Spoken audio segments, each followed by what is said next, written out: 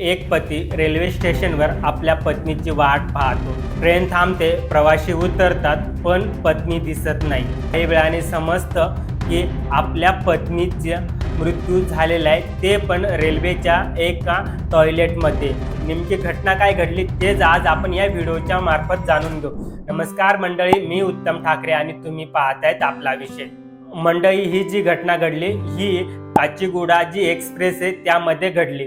राजस्थानमधील निंबाहेडा या ठिकाणचे अतिरिक्त जिल्हा सत्र न्यायाधीश राजकुमार चौहान व त्यांची पत्नी उषा चौहान हे जोधपूरहून निंबाहेडाला परतत होते.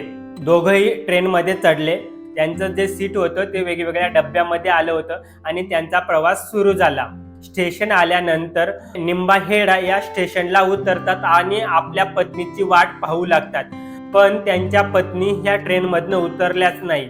मग त्यांनी तात्काळ रेल्वे पोलीस स्टेशनला माझी पत्नी बेपत्ता झाल्याची नोंद केली आणि पोलिसांनी देखील तात्काळ कारवाई केली. त्यांचं मोबाईल लोकेशन ट्रॅक केलं आणि ट्रॅक केल्यानंतर आश्चर्याची बात म्हणजे त्याच ट्रेनमध्ये त्यांचं मोबाईलचं लोकेशन दाखवत होतं. त्यांचं ज्या ठिकाणी ज्या कोचमध्ये रिझर्वेशन होतं त्या ठिकाणी ते गेले आणि तिथल्या जवळच्या टॉयलेटमध्ये गेले आणि जे टॉयलेट होतं त्याचं जे दार होतं ते आतून लॉक होतं. मग पोलिसांना थोडा डाऊट आला आणि त्यांनी ते दार ओपन केलं तर त्या ठिकाणी त्या टॉयलेटमध्ये त्या बेशुद्ध अवस्थेमध्ये सापडल्या.